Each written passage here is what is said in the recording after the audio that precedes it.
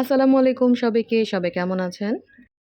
বিকালের snacks item হিসেবে একটি মজার খাবার হচ্ছে গার্লিক পটেটো বাইটস। এই খাবারটা অনেক মজার হয়। জানি না অনেকে এটা জানে কি না, কিন্তু আমি এটা কয়েকবার বানিয়েছি আর অনেক মজা হয়েছে। তো ভাবলাম রেসিপিটা শেয়ার করি।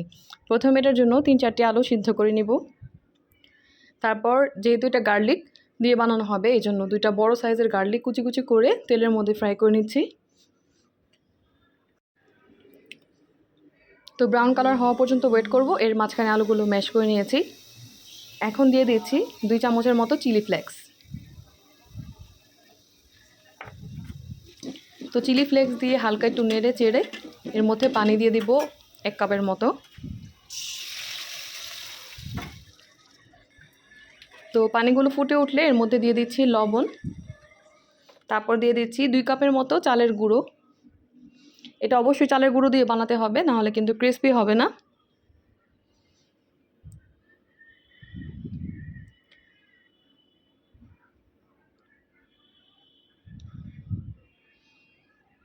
এখন নেড়ে চেড়ে নিব, আর একটু চালের গুঁড়ো অ্যাড করব। তো চালের গুঁড়ো দিয়ে দিয়েছি। এখন ভালো করে নেড়ে চেড়ে এটা একটু ড্রাই করে নিব। আর ম্যাশ করে রাখা আলুগুলো দিয়ে দিব এর মধ্যে। এখন ভালো করে মিক্স করে নিব। এটা একটা ডো বানাবো, যেভাবে আমরা রুটি বানাই ঠিক সেভাবে। এটার জন্য এখন আমার কর্নফ্লোর লাগবে। কর্নফ্লোর দিয়ে এটাকে ময়ান করব। কর্নফ্লোর দিলে এটা কিন্তু অনেক ক্রিস্পি হবে। এখানে ময়দা বা আটা ইউজ না করলেই ভালো। আমি এখানে হাফ কাপের মতো কর্নফ্লোর ইউজ করলাম। তো হয়ে গিয়েছে। এখন এটা হাত দিয়ে লম্বা লম্বা করে এরকম চপিং বোর্ডে রেখে আমি কেটে নিব মন মতন করে। তো আমি স্কোয়ার শেপে কাটছি। এটা দেখে বুঝে নিতে হবে, এটা কোনো বলার কিছু নেই। এরকম হবে স্কোয়ার শেপ।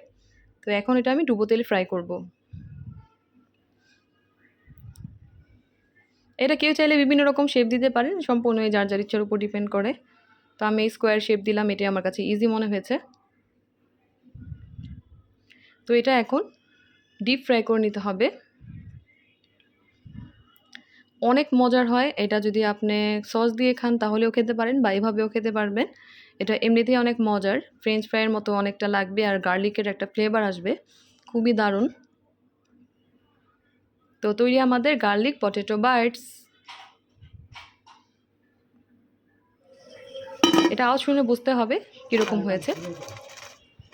তো চায়ের সাথে জমে যাবে আজকে।